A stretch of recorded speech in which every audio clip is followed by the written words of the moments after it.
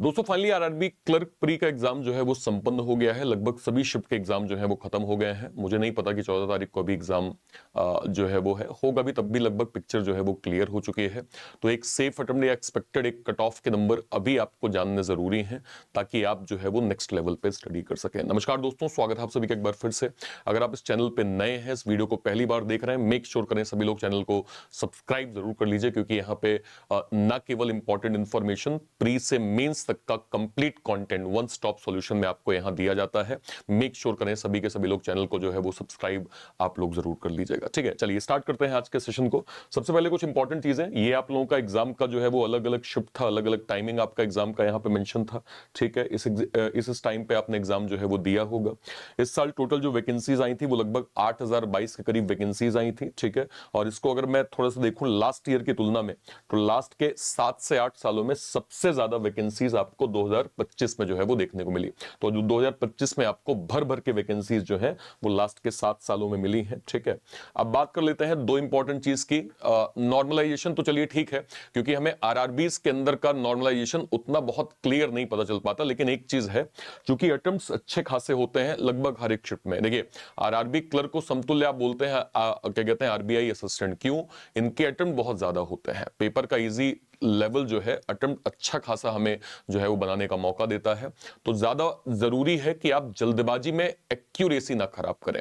तो एक्यूरेसी यहां पे एक बड़ा फैक्टर है, जिसको आपको मेक श्योर करना है कि हाँ भाई, आपने सही तरीके से देख के, सीख के जो है वो समझ के किया होगा। ठीक है, तो मैं उम्मीद करता हूं कि जो भी आपने पेपर दिए होंगे उसमें आपकी एक्यूरेसी अच्छी खासी रही होगी। ठीक है, पेपर को जरा एक बार देखिए, बहुत शॉर्ट में जो है वो क्लियर करते हैं। लगभग आप देखें तो 73-74 के करीब फर्स्ट शिफ्ट में यहाँ पे अटेम्प्ट थे।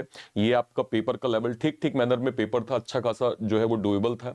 शिफ्ट 2 में 6 तारीख में लगभग जो है वो 71-72 अगेन पेपर का लेवल अच्छा खासा था, जो है वो डुएबल मैनर में जो है वो बच्चों ने 72-74 देखिए थर्ड शिफ्ट में भी किया हुआ है, क्योंकि कॉन्सेप्ट बेस्ड क्वेश्चन है। सीधे सीधे जो है वो इसमें मंडे टू सैटरडे, संडे भी नहीं, मंडे टू सैटरडे दिया है। 7 बॉक्स है, सीधे सीधे यहाँ पे रैंक उसकी कर दी है। Coding decoding 5 question, word based series 5 question, inequality 3 question, ये सारे मतलब ये थे कि सॉल्व हो सकते थे आराम से। ये क्वांट का पेपर हो गया। फिर इसके बाद आते हैं 7 दिसंबर की शिफ्ट 2 में, जहां पे ओवरऑल जो है वो paper easy to moderate manner, again 73-74 के करीब यहाँ पे अटेम्प्ट थे। अगेन पेपर का लेवल हमें ठीक ठीक देखने को मिला, जो कि डुएबल मैनर था। क्वांट का लेवल ये रहा। इसके बाद अगर हम जाएंगे तो नेक्स्ट शिफ्ट में आते हैं इजी टू मॉडरेट पैटर्न, और ये आपका क्वांट का पेपर हो गया, इसके सॉरी रीजनिंग का पेपर हो गया, ये आपका क्वांट का पेपर हो गया। ठीक है सर, ओके। इसके बाद जो क्या कहते हैं 13 तारीख की शिफ्ट थी, उसके भी सारे जो शिफ्ट लगभग जो हम लोगों ने देखे, उस पे इजी टू मॉडरेट पैटर्न ही था, ठीक ठीक पेपर था, डुएबल मैनर का पेपर था। लगभग जो है वो आपके अटेम्प्ट ठीक ठीक जो है वो बन जा रहे थे। ठीक है सर, ओके। अब जब हम इसके बाद ये फैक्टर की बात करते हैं, जैसे ये फोर्थ शिफ्ट हो गया, फोर्थ शिफ्ट में आपके लगभग 74 जो है वो 75 के करीब जो है वो 7 दिसंबर की शिफ्ट में इतने अच्छे खासे आपके अटेम्प्ट जो है वो आपको देखने को मिले। ठीक है सर, ये आपका मैथ्स हो गया, ये यहाँ पे क्या कहते हैं रीजनिंग, देन यहाँ पे क्वांट। ठीक है, और हमने ये भी देख लिया कि 13 तारीख के अटेम्प्ट में भी हमारे अटेम्प्ट जो है वो ठीक ठीक यहाँ पे डन हुए हैं। ठीक है, अब ओवरऑल वैकेंसीज की बात करते हैं, तो इस बार 8000 वैकेंसी, अगेन मैं रिपीट करूंगा, लास्ट के 7 सालों की तुलना में जो है वो इस बार वैकेंसी काफी अच्छी देखने को मिली है। काफी ज्यादा जो है वो वैकेंसी हम लास्ट ईयर की तुलना में देख पा रहे हैं। ठीक है, इंपॉर्टेंट फैक्टर मैं एक बार फिर रिपीट करना चाहूंगा कि जब हम आरआरबी क्लर्क जैसे एग्जाम की बात करते हैं, तो यहां बस एक ही इंपॉर्टेंट फैक्टर होता है, वो है आपकी एक्यूरेसी। आपने एक्यूरेट आंसर किया है, ये बहुत मैटर करता है। तो एक बार आप ये थोड़ा मेमोराइज कर लीजिएगा कि जो आपने पेपर दिया है उसमें आपकी एक्यूरेसी जो है वो किस प्रकार से रही है। ठीक है, ओके। तो जब हम बात करते हैं कि भाई पेपर का ओवरऑल सेफ अटेम्प्ट क्या रहा, तो हमने यहाँ पे पोल करवाया, हमने उसके बाद जो है वो यूट्यूब पे पोल करवाया, हमने अदर प्लेटफॉर्म के भी पोल देखे कि बच्चों के यहाँ पे रिव्यू क्या है, बच्चों के यहाँ पे व्यू क्या है। तो जब एक कट ऑफ के नंबर को डिसाइड किया जाता है, तो उसमें कुछ फैक्टर इंपॉर्टेंट होते हैं। जैसे एक तो ये कि ओवरऑल डिफिकल्टी लेवल क्या है, एक ये कि आपकी जो है वो वैकेंसीज का लेवल क्या है, नंबर ऑफ जो है वो एप्लीकेंट्स कितने थे, जो है वो उसका डिस्ट्रीब्यूशन कैसे, और फाइनली नॉर्मलाइजेशन। ये 4-5 फैक्टर होते हैं जिसके बिहाफ में हम एक कट ऑफ के नंबर को प्रॉपर जो है वो डिसाइड करते हैं। तो जब इस बार का हमने ओवरऑल आरआरबी क्लर्क का 6 तारीख से लेके 13 तक का कंप्लीट शिफ्ट देखा, उसके बेस पे जब इन फैक्टर को ऑब्जर्व किया तो उसके बिहाफ में जो एक कट ऑफ के नंबर मोस्ट एक्सपेक्टेड जाते हैं वो आपको ये नंबर यहां पे देखने को मिल रहा है। एक बार इसको गो थ्रू कर लेते हैं।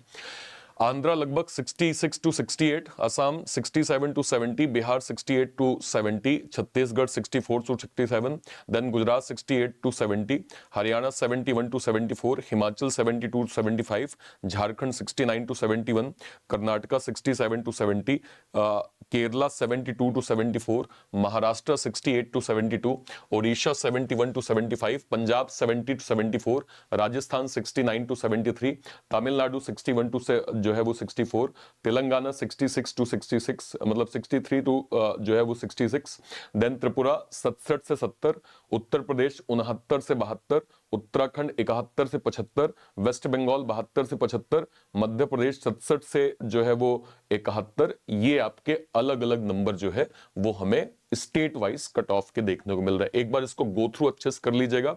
और अब इंपॉर्टेंट चीज क्या है कि हमारे पास जो लास्ट के 3-4 एग्जाम्स हुए हैं उसमें क्या हुआ है कि प्री का जो रिजल्ट आया है और मेंस की जो डेट आई है, इन दोनों में अच्छा खासा अगर मैं कहूं गैप जैसा नॉर्मल 3-4 सालों में होता था वो अब देखने को नहीं मिलता। 10 दिन, 15 दिन, 20 दिन, बस इतना ही जो है वो गैप हमें देखने को मिलता है। तो मेक श्योर करें कि आप इस नंबर के आसपास अगर जा रहे हैं तो आप सबसे पहले मेंस की स्टडी करना शुरू कर दीजिए, क्योंकि आरआरबीज के अंदर जो है वो बच्चों का कंपटीशन बहुत अच्छा खासा होता है। एक तो इंग्लिश नहीं होती है पहली चीज, दूसरा हमें यह मालूम होता है कि अगर हम क्वांट और रीजनिंग को ही अपना बेस्ट कर लेंगे तो शायद हम एक्यूरेट नंबर लाके जो है वो मेंस पे, और मेंस क्वालिफाई मतलब मेंस पे अच्छे खासे अटेम्प्ट होते हैं। मतलब अगर मैं सिंपल मेंस रीजनिंग की बात करूं तो बच्चे फुल अटेम्प्ट तक करके आते हैं, क्योंकि यहां पजल भी लगभग आप समझिए एसबीआई पीओ प्री के थोड़ा ही समतुल्य अपर लेवल होती है, बहुत डीप डाउन हम इसमें लेवल नहीं देखते हैं। ठीक है, तो आपको ओवरऑल ये समझना होगा कि हमारी जो है वो एक्यूरेसी इंपॉर्टेंट प्लस मेंस की study as soon as possible आप करेंगे तो आप स्वयं में कॉन्फिडेंट होकर एग्जाम को जो है वो प्रॉपर यहां पे दे पाएंगे। ठीक है भाई, ओके। तो ये आपका ओवरऑल कट ऑफ का नंबर हो गया। अब जब हम जो है वो मेंस की बात करते हैं तो मेंस की स्टडी आप कैसे करेंगे? देखिए, एग्जाम ट्यून ने डेडिकेटेड एक लॉन्च किया है, प्रतिष्ठा आईबीपीएस आरआरबी क्लर्क मेंस का बैच। इस मेंस के बैच के माध्यम से हम कंप्लीट मैथ, रीजनिंग, इंग्लिश, जीए, कंप्यूटर, हिंदी सभी सब्जेक्ट का निचोड़ आपको एक सिंगल बैच में मिल रहा है, जिसको हमने Pratishtha IBPS RRB clerk mains batch का नाम दिया है। इस बैच में systematic study, content, PDF, notes, study material सब कुछ आपको वन स्टॉप सॉल्यूशन में प्रॉपर यहां पे मिल रहा है। इसको आप कहां से अवेल कर सकते हैं?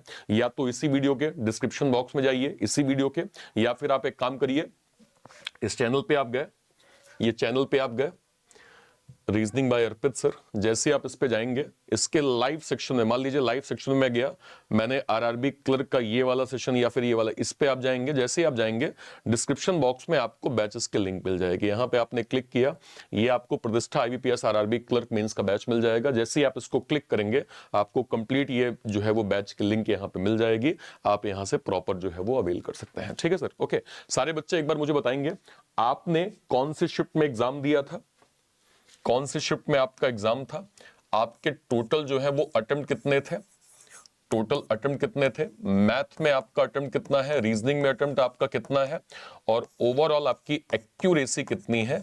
ये आप सभी लोग मुझे वीडियो के कमेंट सेक्शन में जो है वो जरूर से जरूर प्रॉपर बताइएगा। ठीक है सर, ओके, डन। चलिए, और कोई भी डाउट होता है वीडियो के कमेंट सेक्शन में मुझे अपनी बात आप जरूर रखिएगा। टिल देन, तब तक के लिए जय हिंद, जय Bharat, thank you, thank you.